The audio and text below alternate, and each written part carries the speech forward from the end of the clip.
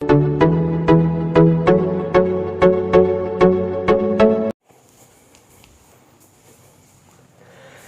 Student, welcome back to my channel या बालाजी आणि it's me Avinash Shingade. आणि या व्हिडिओ लेक्चरमध्ये आपण डिस्कस करणार आहे 40 पेज नंबर आणि 41 पेज नंबरवरचे जेवढे बी कॉन्सेप्ट दिलेले आहे क्लास 10 मधले जेवढे बी कॉन्सेप्ट दिलेले ते सगळे कॉन्सेप्ट आपण या व्हिडिओ लेक्चरमध्ये डिस्कस करणार आहे. ठीक आहे, रिमेनिंग जे की बॉक्स तुम्हाला फिलअप करणार होते तेच बॉक्स मी याच्यामध्ये इन्क्लूड केलेलं नाही आहे. नेक्स्ट लेक्चरमध्ये ते सगळे बॉक्स मी तुम्हाला क्लिअर करून देईन. ओके, इथपर्यंत सगळं क्लिअर आहे. ठीक आहे, तर मग या व्हिडिओ लेक्चरमध्ये आपण डिस्कस करणार आहे 40 पेज नंबर आणि 41 पेज नंबरवर, ज्याच्यामध्ये दिलेलं आहे रेडिओ ऍक्टिव्ह पॉल्युशन्स आहे, नीड ऑफ इन्व्हायरमेंटल कन्झर्वेशन आहे आणि त्यानंतर इन्व्हायरमेंटल कन्झर्वेशन अवर सोशल काय म्हटलं environmental conservation our social responsibility. हे 3 पॉइंट्स आपण या व्हिडिओ लेक्चरमध्ये कव्हर करणार आहे. ठीक आहे, तर चला, नवीन जर तुम्ही आले असाल तर नक्की चॅनलला सबस्क्राईब करा आणि जर तुम्हाला काही डाऊट्स असतील तर ज्याच्यानंतर जर टीचिंग केल्यानंतर काही डाऊट्स असतील तर नक्की तुम्ही कमेंट्स पण कराल. चला ठीक आहे, चला मग जास्त टाइम न वेस्ट करता आपण स्टार्ट करून टाकू. सगळ्यात पहिले दिलेलं तुम्हाला रेडिओ ऍक्टिव्ह पॉल्युशन्स. ओके, थोडंसं काहीतरी वेगळं पॉल्युशन्स आहे. आतापर्यंत तुम्ही हे ऐकलं असेल की सॉइल पॉल्युशन आहे, एअर पॉल्युशन्स आहे, त्यानंतर बेसिकली आपण साऊंड पॉल्युशन म्हणू शकतो, वॉटर पॉल्युशन म्हणू शकतो, डिफरंट टाईपचे पॉल्युशन बघितले असेल. बट हा जो पॉईंट आहे हा आहे तुमचा रेडिओ ऍक्टिव्ह पॉल्युशन्स. रेडिओ ऍक्टिव्ह पॉल्युशन्स, आता रेडिओ ऍक्टिव्ह पॉल्युशन्स काय असते? जनरल गोष्ट आहे की जिथं जास्त रेडिएशन राहणार, जिथं जास्त रेडिएशन राहील त्याला आपण रेडिओ ऍक्टिव्ह पॉल्युशन्स असे म्हणतात. क्लिअर आहे इथपर्यंत? पॉईंट बाय पॉईंट चालू आपण. सगळ्यात पहिले काय दिलेलं आहे, रेडिओ ऍक्टिव्ह पॉल्युशनचे 2 टाइप्स आहेत. ठीक आहे, मी टाइप्स पाडून दिलेले आहे, तुम्ही स्क्रीनशॉट पण घेऊ शकता. मी पहिले थोडं 1 मिनिटासाठी साईडने होऊन जातो. ठीक आहे, तुम्ही स्क्रीनशॉट घेऊन घ्या, कारण की तुमचे जे नोट्स आहेत ते नोट्स बेटर डेव्हलपमेंट होतील. हे ॲज अ नोट्सच मी काढलेलं आहे. ठीक आहे, तर पहिले बघा. आता चला मुद्द्याच्या इकडे येऊन जाऊ आपण.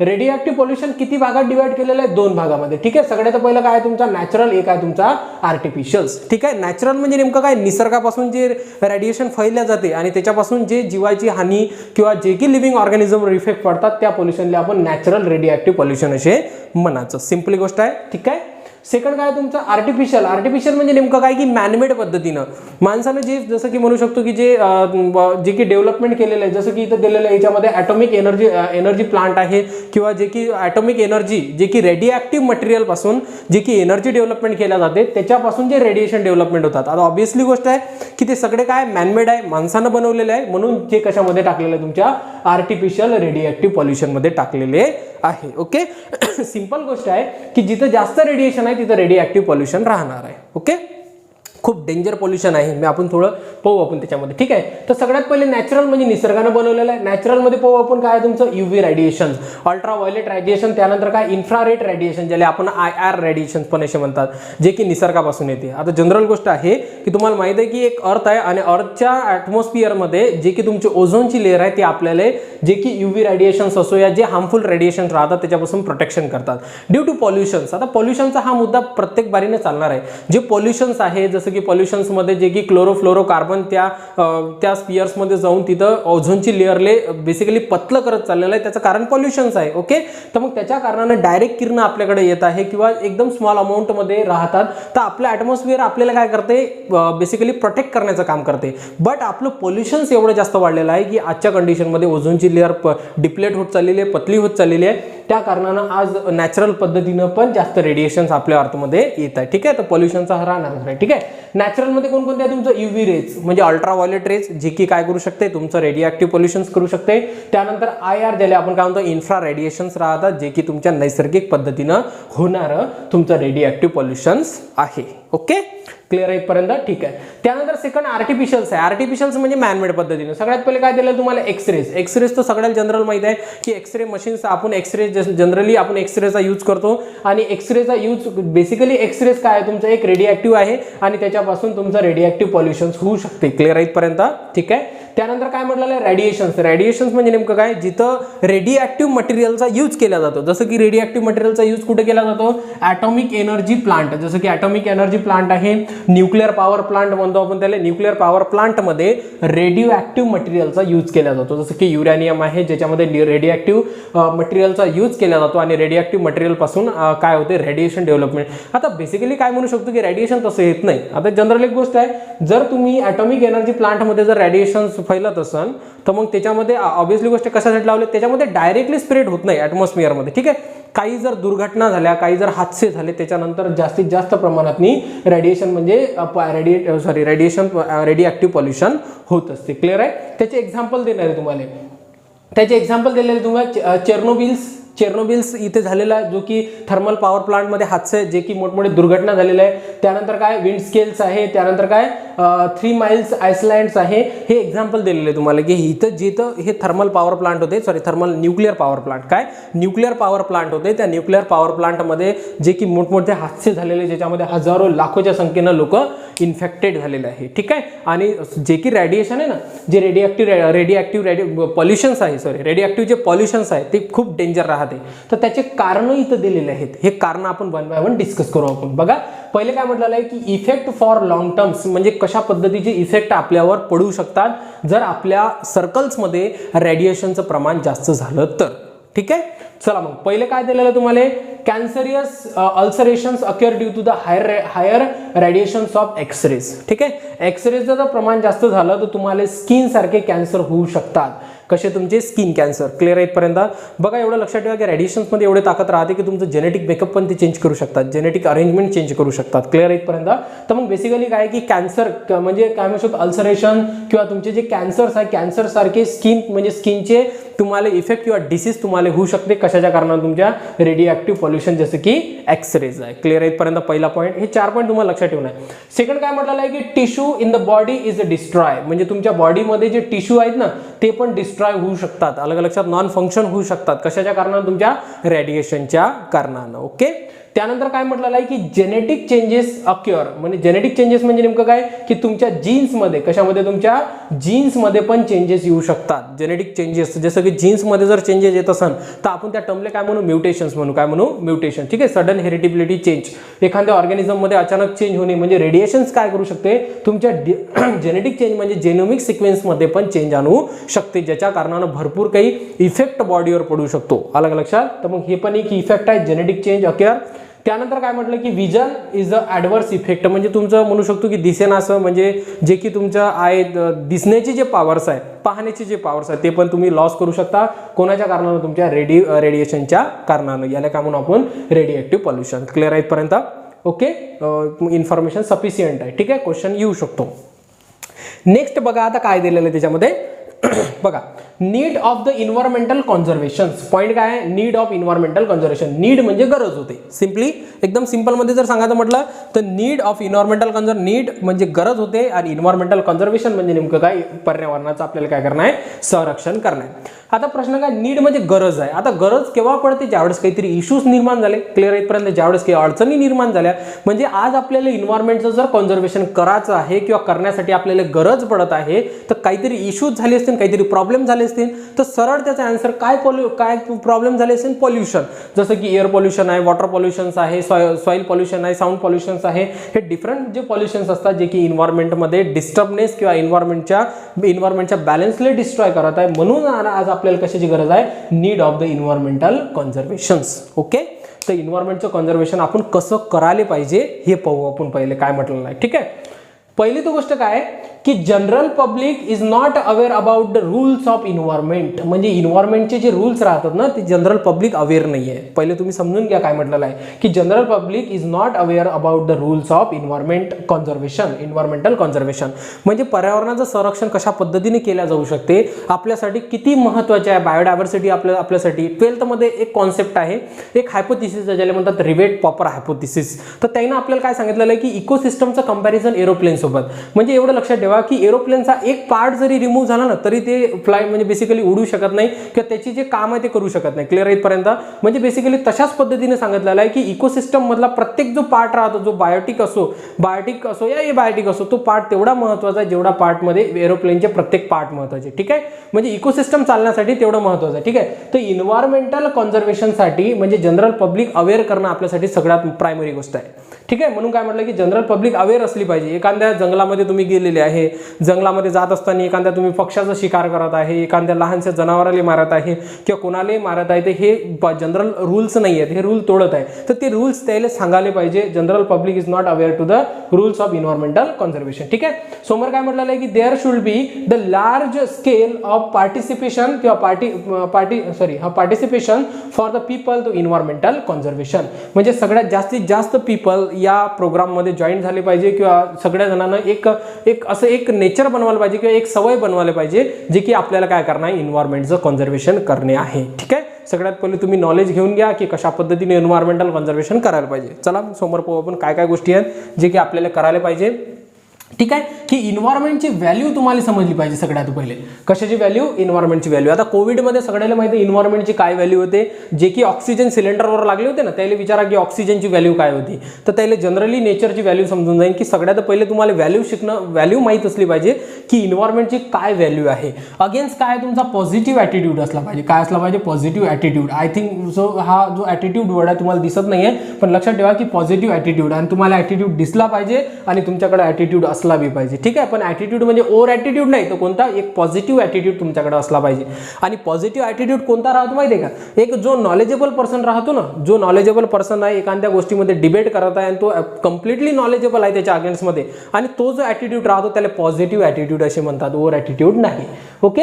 जनरल गोष्टी सांगून दिल्या मी तुम्हाला की तुमच्याकडे ॲटिट्यूड असणं खूप गरजेचं आहे. बरं ठीक आहे, तो पॉईंट सोडून द्या, आपल्याकडे या. मग आता काय म्हटलं की व्हॅल्यू आणि त्यानंतर पॉझिटिव्ह ॲटिट्यूड. पॉझिटिव्ह ॲटिट्यूड म्हणजे नेमकं काय की तुम्हाला इन्व्हायरमेंट अबाउट मध्ये जर कोणी सांगितलं की फॉर एक्झाम्पल हे असं आहे तसं, तरी पण तुमची माइंडसेट चेंज न होता इन्व्हायरमेंटचं सतत तुम्ही कन्झर्वेशन करायला पाहिजे. या ॲटिट्यूडला आपण काय म्हणतो, पॉझिटिव्ह ॲटिट्यूड असे म्हणतात. ओके, सिंपल आहे. ठीक आहे. त्यानंतर काय म्हटलेलं आहे, नेक्स्ट काय म्हटलेलं आहे, रेड कलरचा पेन यूज करू आपण याच्यामध्ये, की इन्व्हायरमेंटल म्हणजे यूज करू असं काही स्पेशल पॉईंट नाही आहे, सगळे पॉईंट स्पेशलच होते, पण ठीक आहे पेन चेंज करू आपण.